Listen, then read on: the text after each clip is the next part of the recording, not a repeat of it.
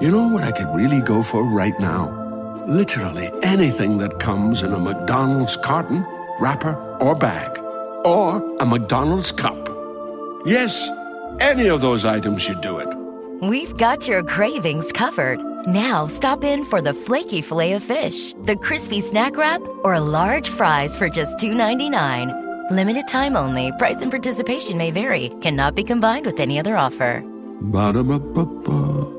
Hello, it is Ryan, and we could all use an extra bright spot in our day, couldn't we? Just to make up for things like sitting in traffic, doing the dishes, counting your steps, you know, all the mundane stuff. That is why I'm such a big fan of Chumba Casino. Chumba Casino has all your favorite social casino-style games that you can play for free anytime, anywhere with daily bonuses. So sign up now at ChumbaCasino.com.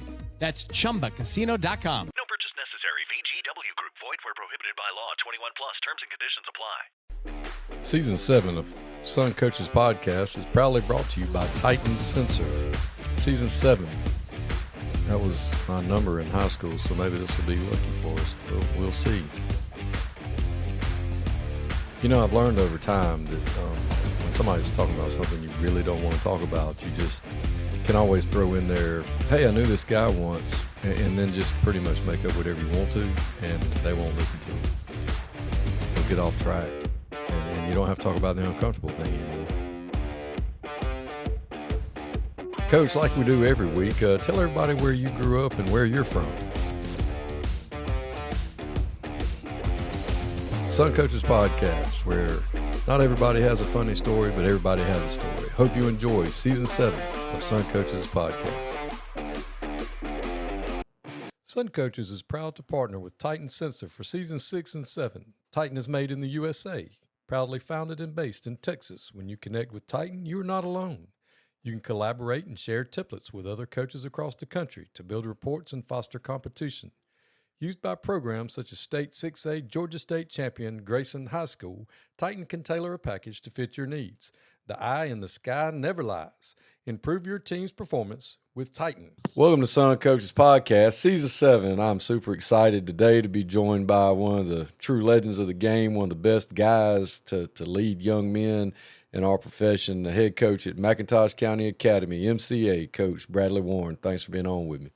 Hey, man. Glad to be on. Well, Coach, where did you actually grow up and go to school and all of that?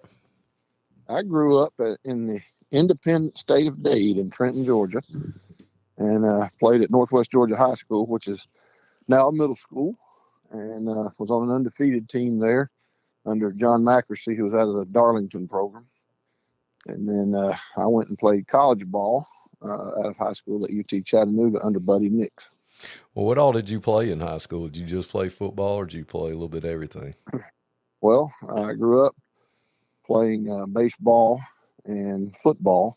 My dad was a really high-level baseball player, and so he pushed baseball a little bit, but I migrated to football. I enjoyed it and liked it, and I remember that he got me a set of weights.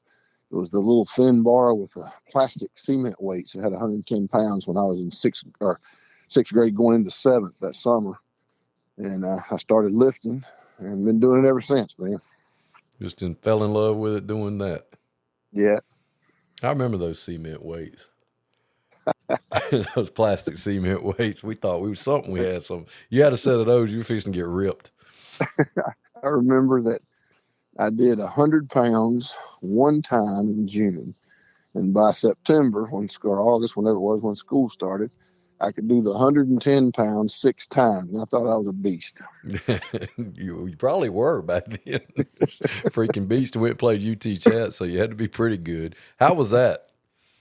I enjoyed it. I probably was a little small, a little slow to be playing there, but I always had a good football mind and made some good friends. And back in that time I played, there was JV football, so at the college level. So I got to play against Tennessee, Greenville, South Carolina, some really good ones. And then in 91, they took only 28 players on a travel team on defense. I played linebacker, and I made the travel team to Alabama. We went and played Alabama in 91. They won the national championship in 92. That was a Gene Stallings team. So that was my first road trip. That was a pretty good one. Yeah, I imagine that was cool getting to go to. Did y'all play in Tuscaloosa or did y'all play in? No, I played only at Legion Field. Oh man, that's awesome. So, what did you know you were going to coach all along, or did you get in the wrong line, or did you want to? I did, man. I was really struggling with what I wanted to be when I grew up. I was one of those dudes that changed majors a lot. I really, honestly, I'm a true living testament to.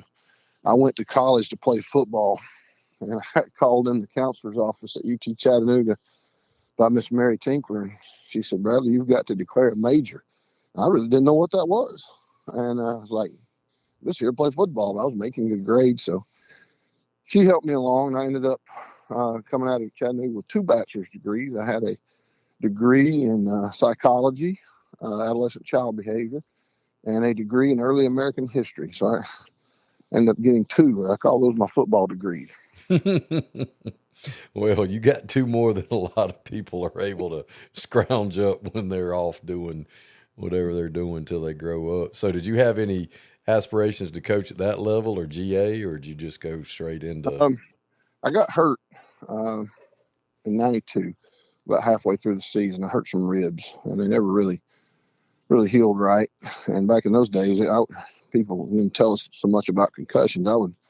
I struck with my head a lot, and my neck was wearing out. So I helped coach, and just kind of an unofficial GA. I was part of the team, but I was injured, so I just went out and did whatever the coaches wanted me to do. Ended up looking at film and ended up, doing some of the things that a GA does, and it certainly pushed me into that area. But it was around 1993, not to be exact. My brother, a 2-time state champ in wrestling in Georgia, had been killed in a car wreck. And I was about to go be a federal U.S. Marshal. I was about to go to U.S. Marshal school. I was running a juvenile detention center on the weekends. And this principal called Alan Long. He's a old head coach in the state of Georgia. He was athletic director then. He asked me to come coach a middle school wrestling team because my schedule was open at the time. I had some odd school hours, so I went and coached that middle school wrestling team, and the rest is history. That was the passion that I knew I'd been missing. So you started out coaching wrestling? Football and wrestling, but that was my first official gig. I was volunteering. God was trying to make it clear to me, but I really didn't see that I wanted to be a teacher. I knew that I liked the sports, but I didn't know I was going to be a teacher, man. I'd laughed at you my senior year if somebody told me that. So what school was that? That was at Northwest Georgia High School in Trenton, Georgia. It was Dade Middle. So you went back to where you were from? I did. And then, let's see, that winter, I had to do a student teaching placement. And so I went into Ridgeland High School, and they did not have a wrestling coach. The guy that had stepped down, Chris Sykes, knew him from being in wrestling, and they asked me to coach the wrestling program. Because I was a student teacher, he let me coach them, and we'd had a really good year that year. We went 3rd in the state. I knew from then on I wanted to be a coach. My first coaching gig, though, was as a community coach with George Hobletzel. He was, Tommy and George coached at Piedmont, Alabama, and he was with Coach Lamb at Calhoun for a long time as his defensive coordinator. Well, that's awesome. Yeah, I always tell people when I had Coach Poston on, I told the story about when I was at Temple and we came up there to play Dade, and there was a wreck on 75. We were coming for the baseball game, and I think you were there, and you were the AD, and y'all kept calling like, "Where are you at?" I'm like, man, there's a wreck, and I'm downtown. I'm like, there's a Chinese restaurant, an adult bookstore, and a gas station, and somebody's like, I know exactly where you're at. And we had to go up Lookout Mountain to get around. I mean, you were like, just get here when you can, man. We'll do, it was ridiculous. It was crazy. I was like, man, we're having to go. I kept telling the kids, I'm like, hey guys, we're going to go into Tennessee to come back into Georgia. And they were like, It's like, no, Dade County is like its own universe, dude. And it was so nice. Y'all were so gracious, and the facilities were fantastic. And it was just it was a neat place. And I just always thought that was just a cool place right there in Chattanooga. Well, not in Chattanooga, but might as well be. Yeah, so I'm always at home. My parents lived just a little ways from the high school at the foot of Lookout Mountain. So I spent 11 years there as athletic director and head football coach. We pretty much raised our kids there. So yeah, it wouldn't be the first time that I've guided somebody into the independent state of Dade. Off the state when Chattanooga traffic's bad. Yeah, we had options, and I cursed us because when we got to we passed Calhoun, and I was like, man, we're making excellent time. We're going to be there in time to, it's like the first game of the season. And I was like, yeah, we're going to make great time. Everything was cooking along. And then all of a sudden a tractor trailer truck had jackknifed on 75 on the other side of the river. I was like, oh my God. This is my second stint here in Darien and McIntosh. My first stint, I was also the wrestling coach and hadn't quite made the athletic director's position at that time. So I was football coach and head football coach. And then the state, I kept coaching wrestling for a long time. But my mom is a retired cafeteria manager. So we would come up to Calhoun and Adairsville for the state tournaments around that area. And on the Saturday or Sunday morning, whatever it was, we woke up from the hotel. The wrestlers were starving from making weight. She would make them an all-you-could-eat breakfast at her house. So we would drive up over Lookout Mountain to stay out of the Chattanooga traffic. I didn't think about some of the kids down here not seeing, where the hang gliders jump off the bluff, for example. And we passed the bluff and was headed to their house. And I looked, and half my team was laying in the floorboard of the school bus, scared to death. Oh, Lord, help me, Jesus, that kind of deal. I was like, all right, I got to explain this to them. So they got all right in a little while. So you started when you were at the middle school. How long were you there at Northwest and Ridgeland before you got your next move up or the next thing you did? So I was really patchworking that second degree together I told you about. I needed, something to teach. So I wanted to teach history. And I know that sounds weird. Everything back in those days was weightlifting before or after school in my, what I did. So I wanted to teach history. And I had to do some student observation hours, some student teaching hours. So after that 1995 year, I tried to go work around the area, and I really didn't have anything that I wanted. So I sent some resumes out, and You know what I could really go for right now? Literally anything that comes in a McDonald's carton, wrapper, or bag. Or a McDonald's cup. Yes, any of those items should do it. We've got your cravings covered. Now stop in for the flaky Filet-O-Fish, the crispy snack wrap, or large fries for just $2.99. Limited time only. Price and participation may vary. Cannot be combined with any other offer. Ba-da-ba-ba-ba. I had several opportunities to go coach. And a buddy of mine told me, he said, Bradley, go coach somewhere where they're terrible, where the football program is just awful. The bad news bears of football. And he said, fix it, and then you can go get whatever job that you want. And I thought, that sounds pretty good. The fixing part was a little more difficult than I anticipated. But I interviewed with Steve Patterson, who was the defensive coordinator for Dan Pitts. And so Steve, I was his first hire. I was his middle linebacker coach, inside linebackers coach. He ran a 5-2 under defense called Stack. And then he was a big option guy. So I'd come out of a wing T system and a split back veer system in college. So when I came down, I loved it. It was a completely different culture. Kids wanted to learn how to play ball. And so I learned a lot about football, being a football coach, not what I had preconceived ideas of as a player. Of course, that molds you some. I learned a lot from Steve Patterson. He was really ahead of his game in the defensive side of the ball and in the weight room at the time. Yeah, I had an opportunity to interview with him when he was at Monticello, and I was just getting started. And he was just like the cool, just real laid back, real sharp, real detail oriented and seemed like a really good person. And I was like, man, that's exactly who I need to start with. He's a good dude.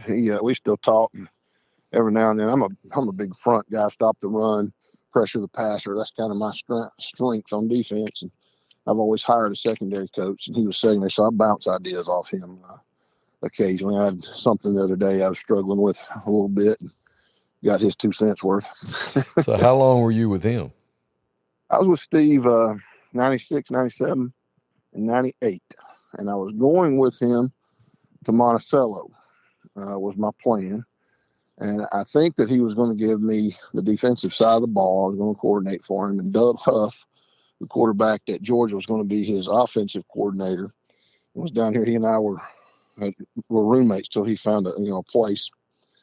So I was also the wrestling coach, and our wrestling program had gotten really good at that time.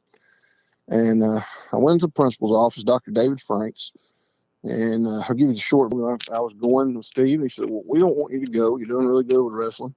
What will it take to keep you here? And I was just kind of kidding. I said, I want to be the head football coach. I was half serious, too, now. Don't get me wrong about that. And he looks at me and says, okay. And that's how I got to be a head football coach. I called my dad.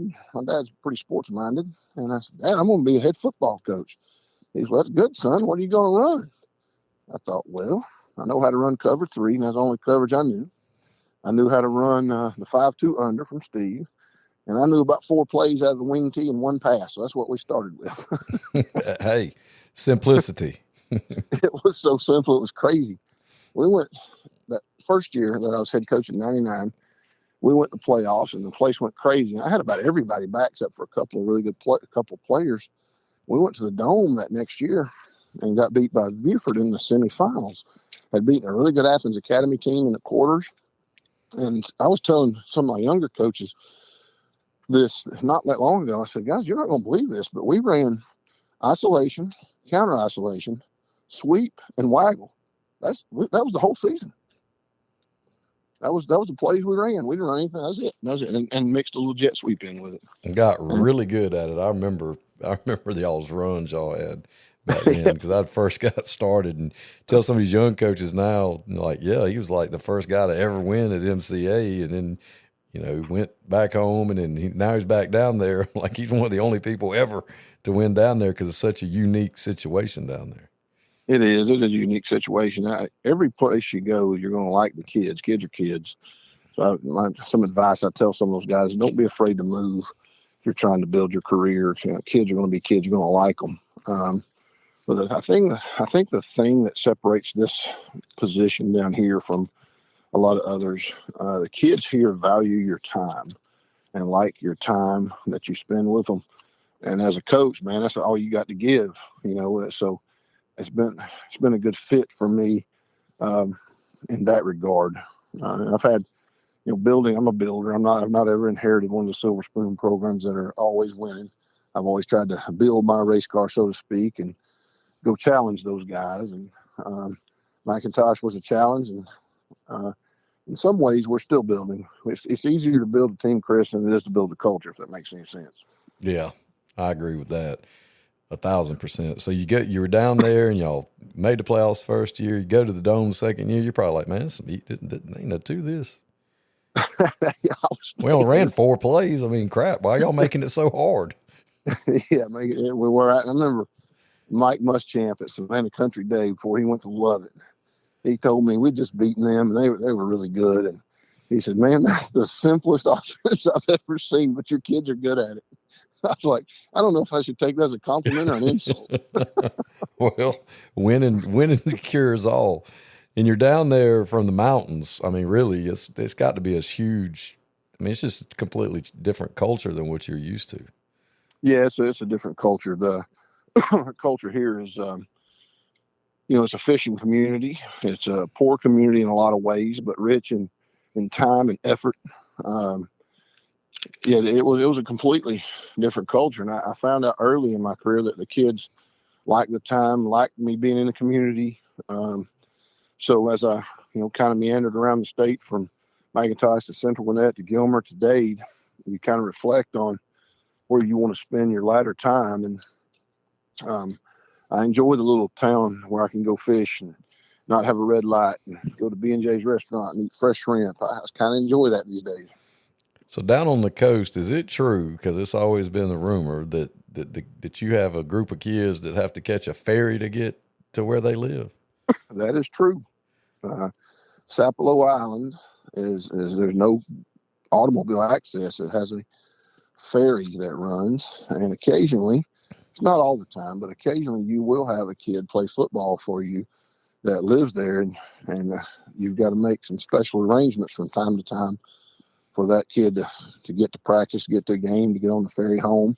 But they've gotten better since I was here the first time. They have, they got aunts or uncles or somebody that lives in town, and they'll stay with them when they need to. But heck, I found a kicker out there. My first stint here, saw this kid kicking a football on the beach barefooted, and he ended up playing for me, and he kicked for me. He kicked barefooted, and ended up playing fullback. I think we got a shoe on him after he started playing fullback. So that was a kid named was Quentin Wilson, and he just happens to be a brother to Alan Bailey, the NFL player. So he was a good one too. Nobody heard his name, but he was a really good ball player for us. Yeah, that's awesome. So how long were you at McIntosh the first time? I was there 6 years, 3 as an assistant coach and 3 as the head coach. And so when we got, what's that? Go ahead. When we got in 2000, we got beat by Buford, and then in 01 had an all new team, and we went 6-4. And there were some people kind of hurt my feelings about it. They were, not being very nice. I wasn't very thick skinned as a young coach, and we ended up going 8-5 and get beat in the quarters by Dwight Hotstutler up at Bowden. And I thought, you know what? I don't have to be treated like this by a few individuals. Little did I know, every coach has those kind of people.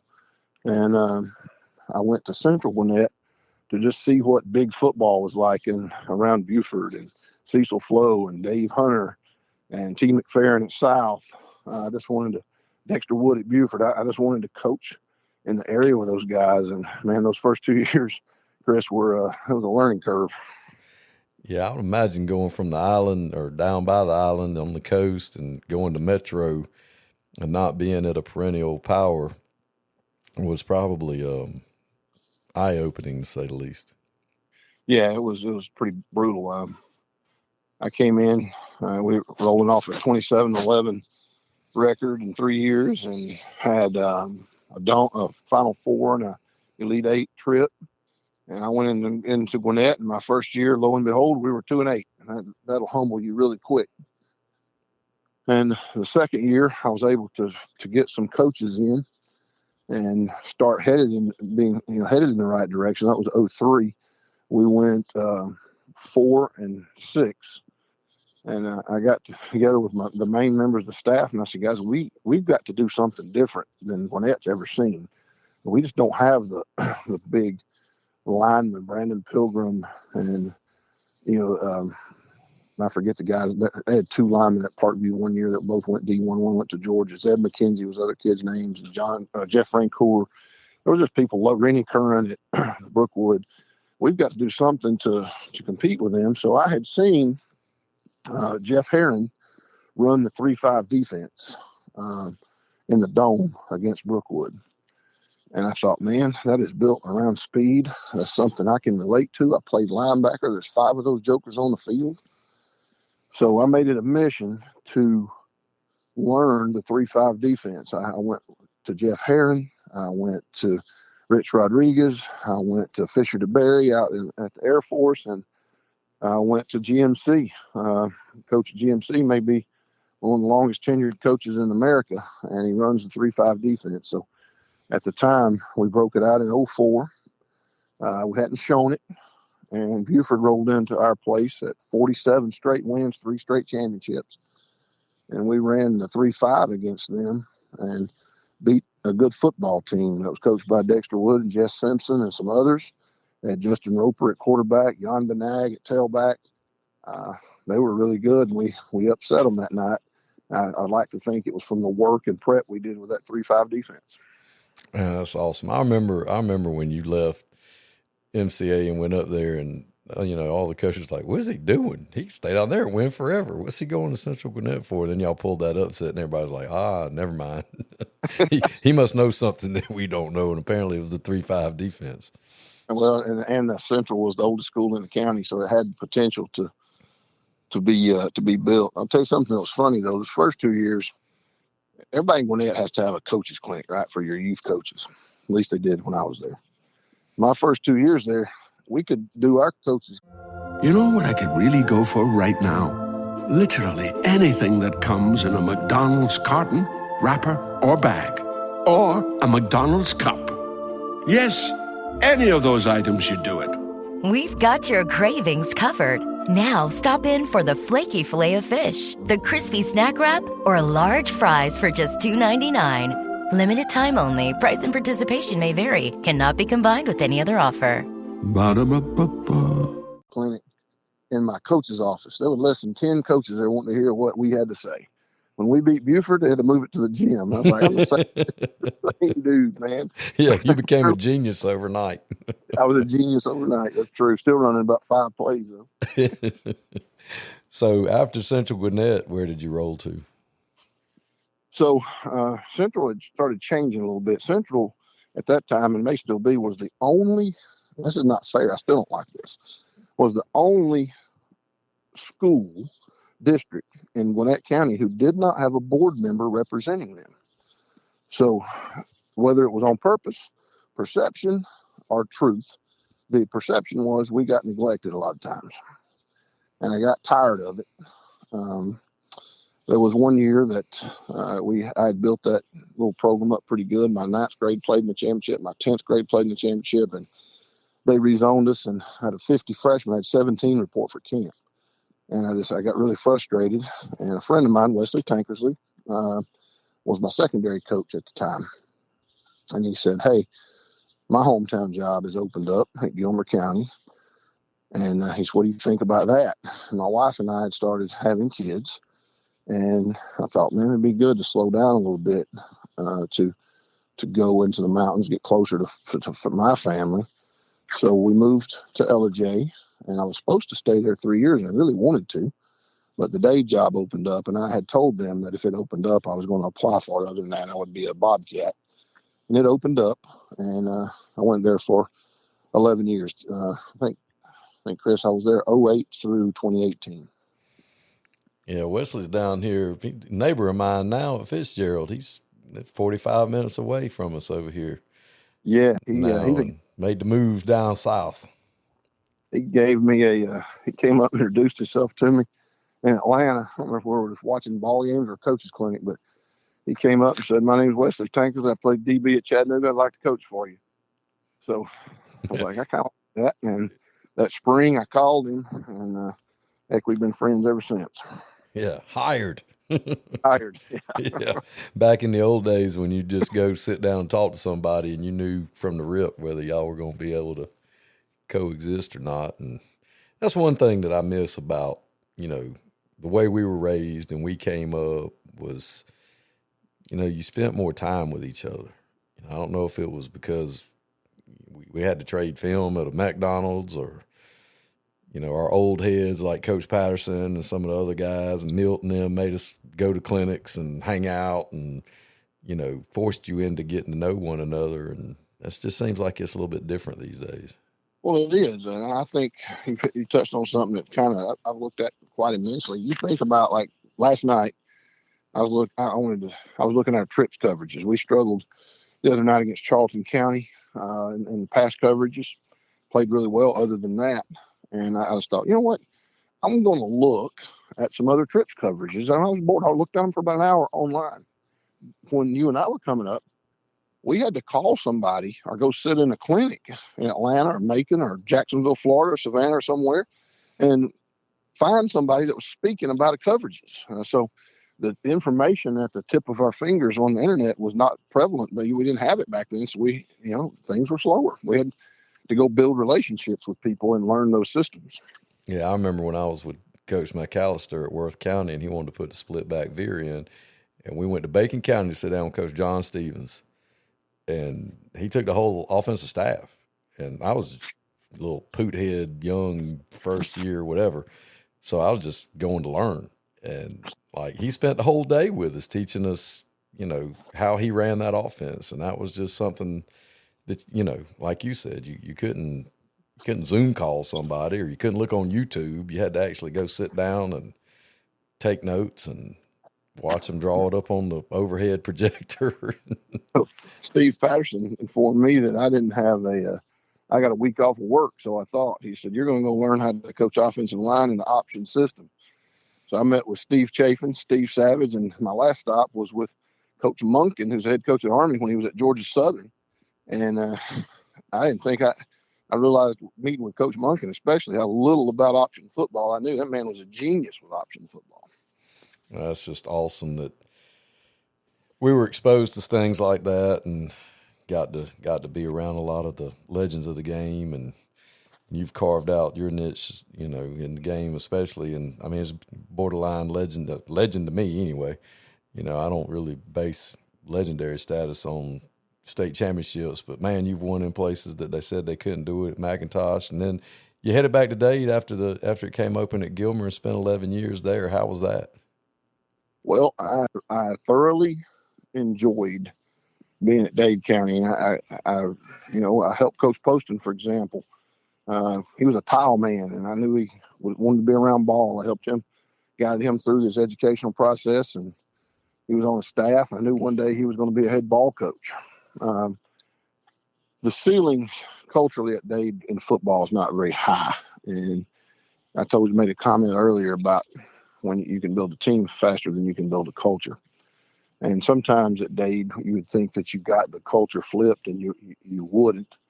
And other times you would all of a sudden, do something nobody thought you could do. So it was really cool. I guess the biggest thing I've taken away from it, I was on a 10-win team as a player, and I coached the only 10-win team in the school's history there. And that was pretty neat. But I could never maintain the winning stats we could build. So 07, we got our tail whipped.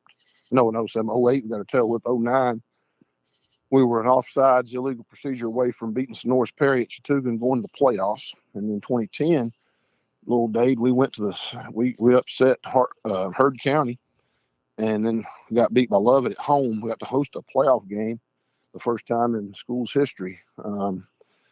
So those were big events, that were there. And then you turn around and have a 10-win season and go back to winning 4 ball games. So it was tough. So I actually came out of Dade with this is going to sound weird, but it is the truth. I came out of Dade with a losing record, but I was the most wins at the current Dade County High School of any coach in the school's history. So I didn't know how I felt about that. Got my tail whooped, but I had more wins than anybody else. So I still don't know how I feel about that, but I enjoyed it. I enjoyed being around my parents and around my friends I grew up with.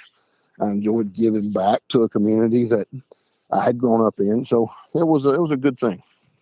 Yeah, David Thrower has always said you were one of the best mechanics that sometimes wasn't in the best shop, and there's a lot more good mechanics out there than there are good shops. So sometimes you just have to fight through it. And I tell kids this in building, and guys that are out there that are building a program, I just never let a win or a loss define me as a person. I was going to go back, do the same thing that made me have success, made us successful. And occasionally you'll find out a kid or a coach is like that philosophy. And I guess that keeps me going in my latter years. So after your 11 years at Dade, you decided to go back to the coast. So you're back down at McIntosh. What prompted that change of scenery? My wife is from here. Okay. And so my son was going into the 8th grade, and we had a change that I didn't view as good at Dade. I knew it was going to be a long 2 or 3 years for somebody, and I didn't want my son to have to go through that. So I started looking, Chris, at other places. And I had started looking a couple of years before that, and I got a lot of second place medals. There were places that I could have gotten a job or got interviews at when my resume was hot. And when the resume was cold, those people wouldn't even interview you or bring you in for an interview. And so as it got time, probably one of the biggest testaments I can give when you have something you think is a godsend. I had been turned down for a few jobs and got frustrated with some things that went on policy-wise at Dade at the time. And I just prayed out loud. I was like, God, if you want me somewhere, show me. And about 5 minutes later, the phone rang. It was one of my former coaches, Dr. Chris Walski, who's a principal at Lincoln County now. He said, I'm the principal at McIntosh County Academy. Some of these guys that played for you, their sons are going through here. We've got a football opening, and we're who we want you.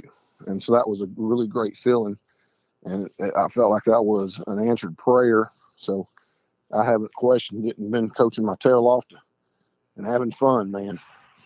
Well, that's the key right there. And providing good experiences for the kids as well. I mean, that's something we've always done. Us older guys try to harp on to the young coaches is, you know, it's not about us. It's not about you. It's about, you know, the experiences and the life lessons that we can pass on to these young men that we're molding and shaping and treating them like we'd want somebody to treat our own youngin'.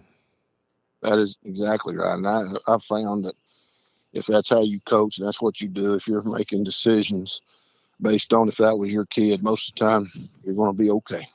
Yeah, I tell people that, you know, quite often that I don't care about titles. I don't want to be a coordinator. I don't want to be a head coach. Just give me my little position and let me love on them kids. And as long as you do right by the kids, that's what I get stirred up the most about not doing right by the kids. And going into the, you know, changing the conversation a little bit into how things are now as opposed to when you got started. One of those things that I've been harping on is we talked about it off air, is the schedule.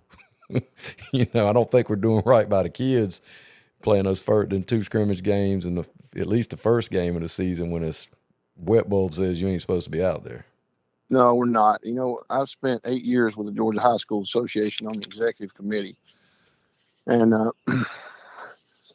here are some of my observations, good or bad. There's a lot of, I felt like I did some good, and a lot of other good people have done some good there as well. Met some great people in the Georgia High School Association. But one thing that I noticed that happened more often than not was that we reinvented the wheel.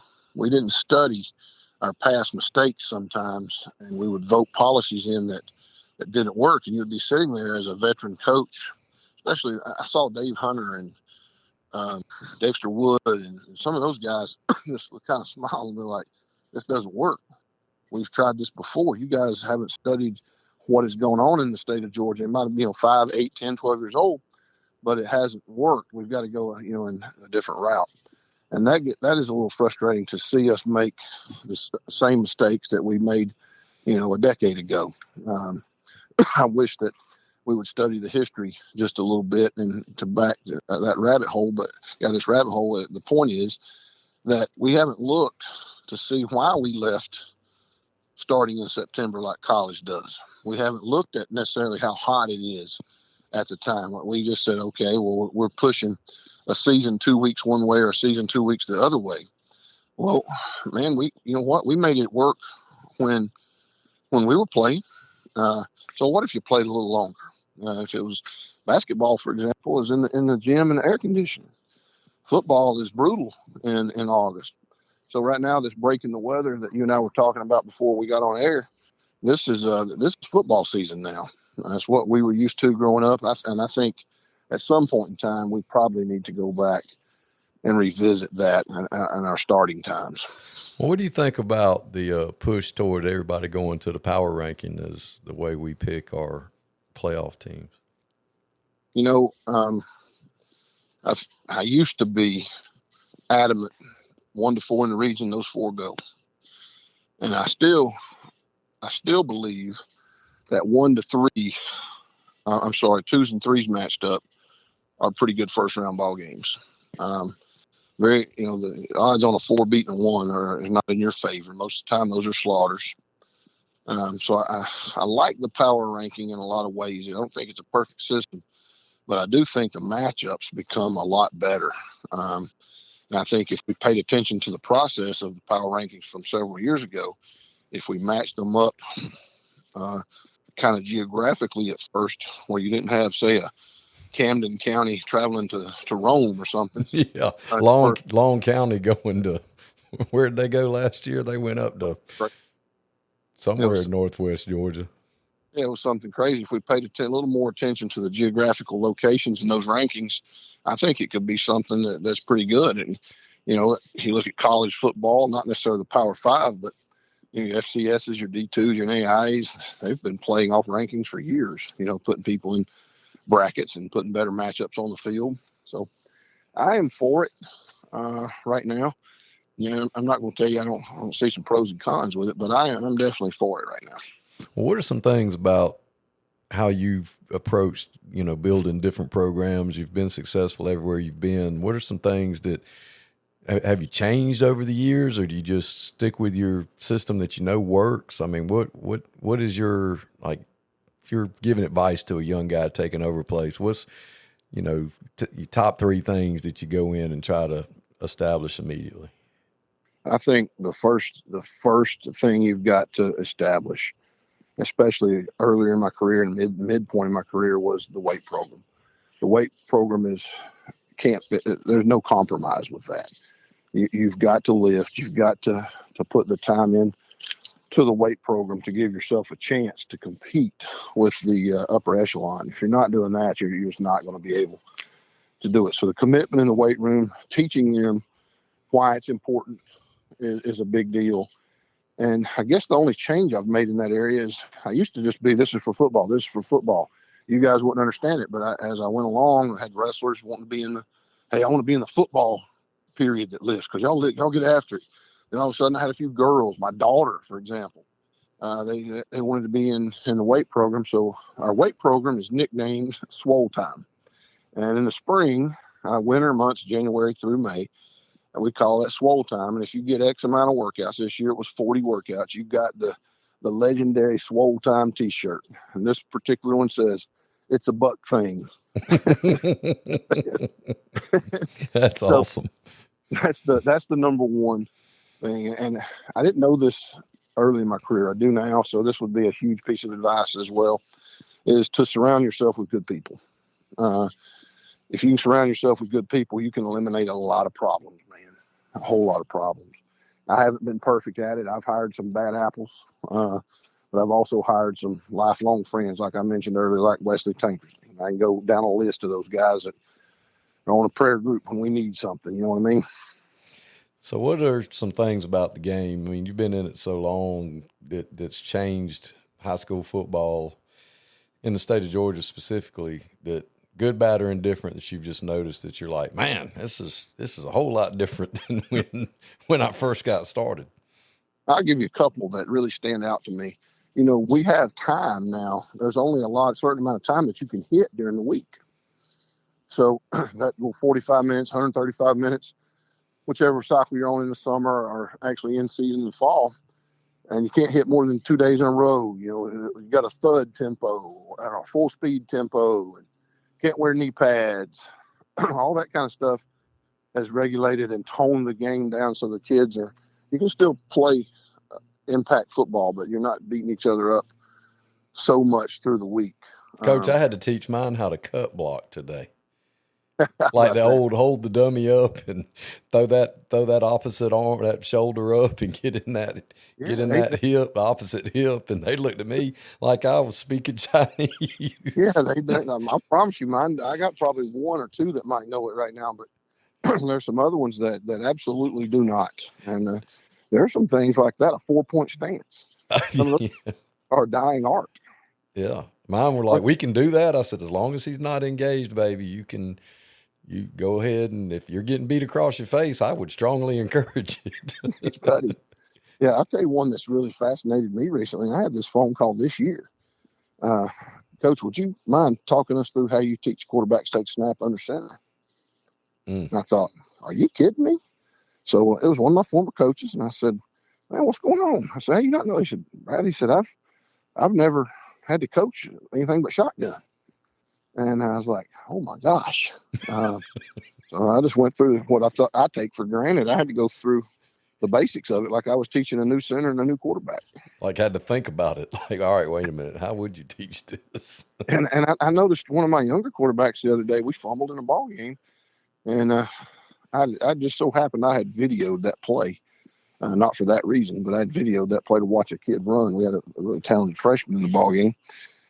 And I looked in the center. The quarterback's hands were not deep. It was like he's afraid to touch his tail end. And the center fired off the ball, and the quarterback backed up. Well, it hit him right in the tip of the finger, jammed his finger, and the ball fell on the ground. The other team got the ball. And I thought, wow, I said, this kid doesn't know how to take it. So we had to go, I call it snaps, arms, and hands right now on the practice schedule. So 5 minutes before offense starts, we're snapping to the quarterback under center and shotgun, and there's a receiver about 10 yards in front of the quarterback in center, and he is dropping back and popping him with a ball. That takes about 3 to 5 minutes, but we're working those snaps, man. And what's some other things about the game that's changed other than just the I think the big change is, you remember 2-a-days and 3-a-days and all that kind of stuff, that's no longer applicable really. Going to camp was like the best thing ever. Yeah, you don't get that now. You get an OTA and those type of things. You may go as an individual to a FCA camp or maybe a team 7-on-7, a little something like that. But that's been a big change to me. I know you probably want me to talk about the game itself, but this. No, this is exactly what I was hoping for. Just those things and like that. The last big camp that I remember going to overnight was going into the 2010 season. We went down to West Georgia to the Southeastern Wing T camp that Jeff Herron and Jimmy Dorsey put on. And first period was coming out, and they said, would North Gwinnett report to field 1 for inside run? Ooh, that's a big dog. Would Peachtree Ridge report to field 1 for inside run? I said, oh, man, I wish I could watch that one. They just played for a state championship. It's going to be a barn burner. They said, would Dade County report to field 1 for inside run? No, we were picking kids up off the field, and that was probably the turning point in the Dade program was right there. So about a month later in football season, had this kid named Taylor Nye, and I saw on his phone when he would text me, he had a little receipt down at the bottom, it said, let's see, SOVHC. It said SOVHC. Some of my players would text me and say SOVHC. So one day I asked Taylor, I said, what does SOVHC mean? I want to see it on your football text. He goes, you don't know, Coach? I said, no. He said, Coach, that means survivor of hell camp. I thought, well, that camp made a lasting impression on those young men, but little did I know years later you wouldn't be able to do much like that. Yeah, that's so awesome. So how's the season going this year? This will come out, and we're in week 4, and how things look for the Pirates this year? Buccaneers, I'm sorry. Well, Buccaneers are Pirate, but you are correct. So we graduated the most starters I've ever graduated. We graduated 8 off each side of the ball, so we graduated 16 starters. Now, the 3 I got on each side of the ball are pretty dang good ones. We've got a lot of young talent on the field with no experience. So I've always tried to hang my hat on defense, but right now we're scoring a lot of points. We scored 43 first game, 36 in the second game, and we're actually playing pretty good run defense. We struggled with an identity in our coverages right now. We're still tweaking that as we speak. So we're 1-1 right now. We beat Islands in the opener, and then we lost to Charlton County in a really good ball game, 36-40. And so we were off this past week, and then we have a traditional powerhouse coming in, ECI. We're 3-3 against them the last 6 years, and they look really good right now. So we're going to have these young bucks are going to have to grow up quick. Well, if there's anybody that can get them there and get them to grow up fast, it's definitely you, Coach. You've done such a great job over the years, and one of the best ambassadors we've had in the game, one of the best humans I've ever met in the game. It's always a privilege and an honor to get to share a room with you when I see you at clinics or at all-star games, and I really do appreciate you coming on and sharing your story with everybody. No problem, man. I enjoy talking about ball, and especially somebody like you. I don't mind talking on your show, man. It's great.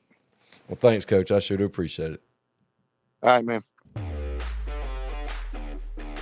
Tyler Reddick here from 2311 Racing. Another checkered flag for the books. Time to celebrate with Chumba.